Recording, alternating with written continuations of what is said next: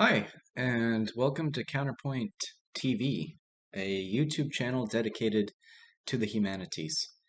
Um, I'm going to be doing my first book review, um, and I'm almost certainly setting myself up for failure because I'm going to be reviewing um, Heart of Darkness by Joseph Conrad, which is a classic, of course. Um, I also want to apologize for the poor video and audio quality. I'm teaching English in South Korea, so I don't have a lot of equipment to work with. I'm recording on my laptop camera, so my apologies. If I can get people interested in what I'm doing, uh, then I'll invest in better equipment, obviously. So let's get started. Um, I think I have everything I need. Little little apricot cocktail, you know, a little pinch of tobacco. So let's just start from the beginning. Mr. Conrad was born in December of 1857 in Ukraine. Um, uh, and he joined the British Merchant Service in 1878, and sailing enabled him to visit Australia, parts of the Far East, and in 1890 he worked briefly in the Congo. Now, I don't think Heart of Darkness is based on his experience in the Congo, but I certainly think that it was his muse for sure. Um, Heart of Darkness was serialized in Blackwood's magazine in 1899, and it quickly became popular. Even to his surprise, it is documented in his letters. So what is Heart of Darkness about? So it's a story about a young man named Marlowe.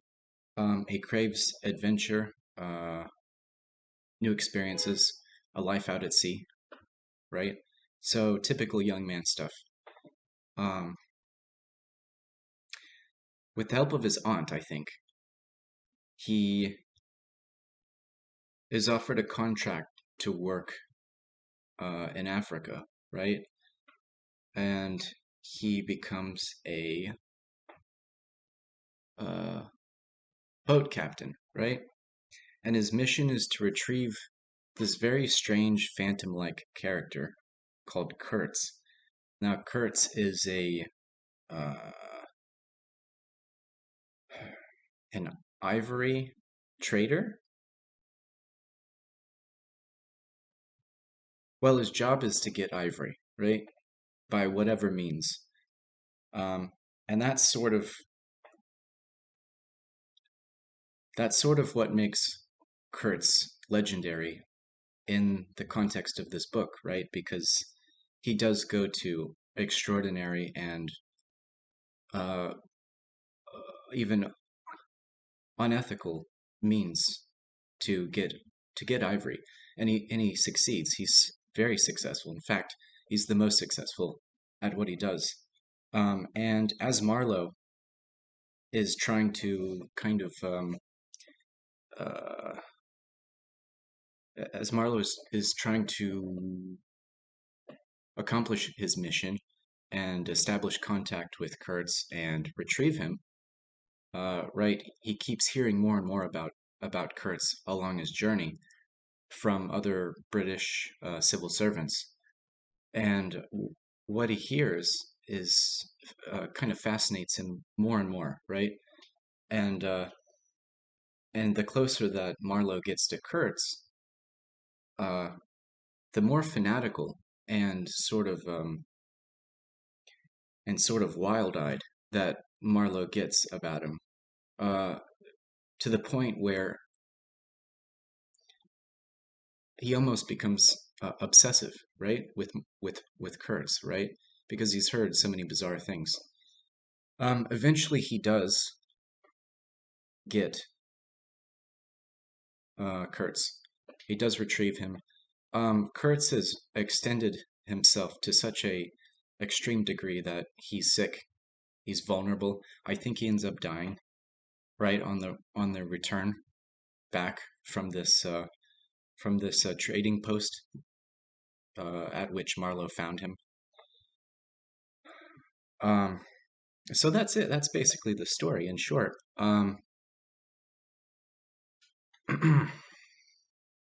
There were a few things. Well, ultimately, the book was great. I enjoyed it. I thought it was really special. I mean, there's a reason why it's a classic. What did I particularly enjoy about it? Or what did I find interesting? Well,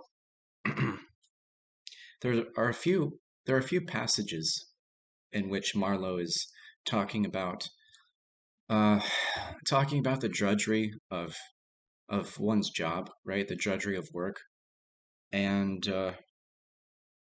which is especially interesting in the context of British colonialism, right? Because um, probably in a lot of ways, these civil servants weren't exactly thrilled about what they were doing. Um, some of them were, and some of them weren't. I don't think I don't think Marlowe was particularly thrilled by it, um, but he but he did it anyways because, as he says, work is almost a source of pride in and of itself, right? It's nice to be useful, um, and it's good to know what you're capable of and to rise up to a challenge. And that's something that I really related to, right? Because I've done a lot of jobs that I didn't enjoy, but the experience made me better for it, right? And I think that's gonna be true for the rest of my life, as it is gonna be true for almost everybody, right? Um,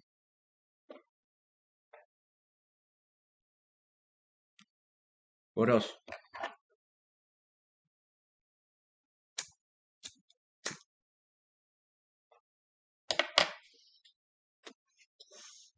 What else did I find interesting about the book?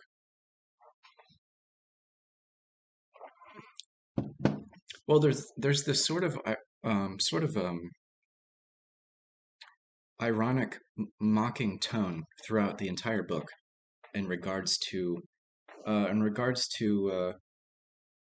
imperialism, right, with a capital I, right? Because at the time, in the late 19th century, in Britain, um, there was a great amount of national national pride, right? That this idea that the British were leading the world in the cause of civilization, right? They were civilizing the world, the rest of the world. Um, and yeah, a lot of people believe that, but a, but a lot of people didn't realize what colonialism entails in full, right? And what it entails is a lot of exploitation, right? And a lot of disgusting behavior, right? And and Marlowe is kind of aware of this, and so he he likes to mock it almost in this sort of a quiet but venomous way, and I thought that was interesting. And I could be wrong on this, but based on what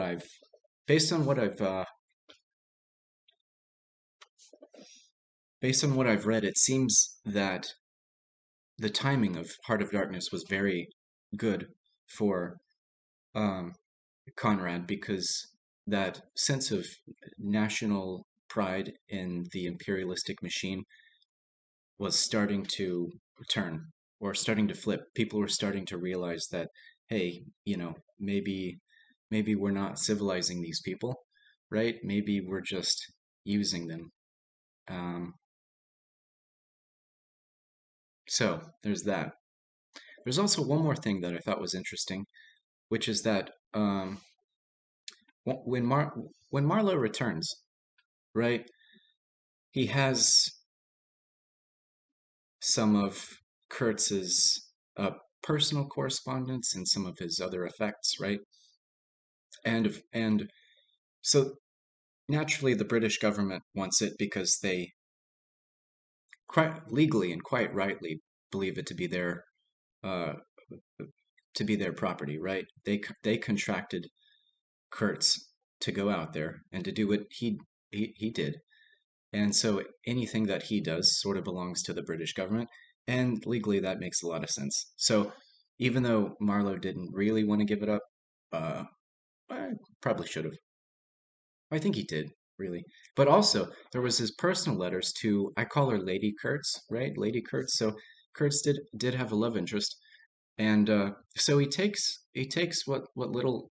So Marlowe takes what little is left of Kurtz himself, and especially the personal letters, returns them to Lady Kurtz.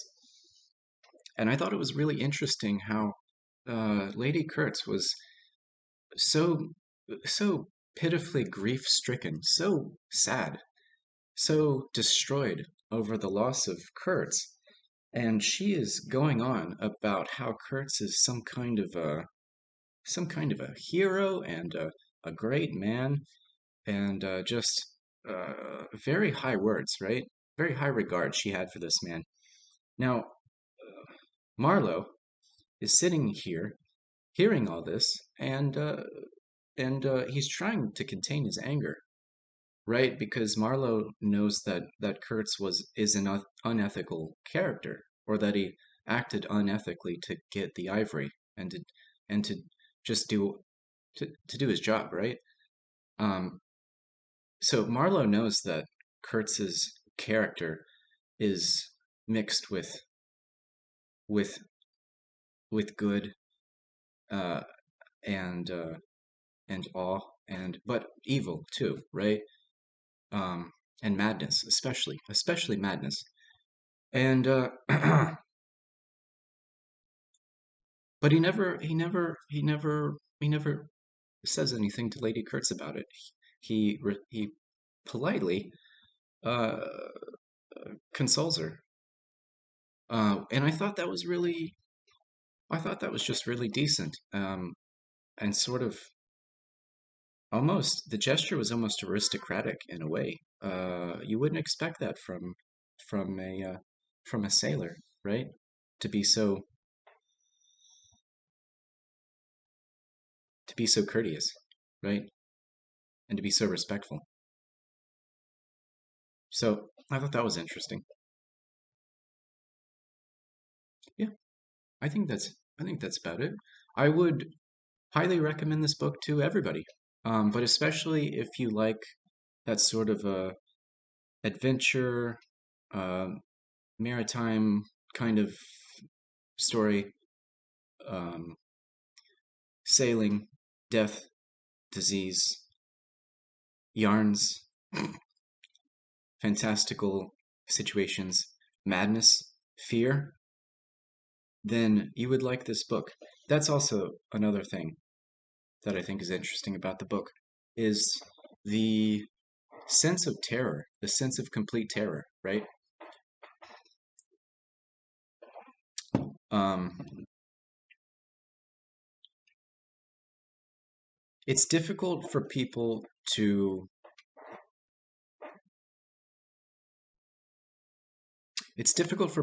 kind of like um,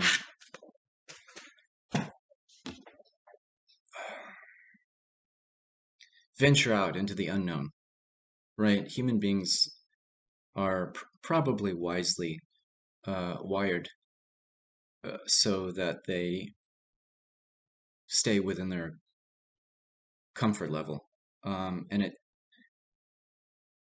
but when you do venture out into the unknown, out of your comfort zone, the feeling that you have is quite horrid. It's quite uncomfortable, and I think this book is I think this book is really nice because it's sort of it's sort of it, en- it it's it's in it engages with that sense of fear, but it does it so well, right? That it can calm you, I think, in a way. So I think that will yeah. Hmm. I think that will conclude my review of Heart of Darkness. Um, like I said, I recommend it to everyone. So yeah, I think that's it. Thanks for watching and listening. Bye.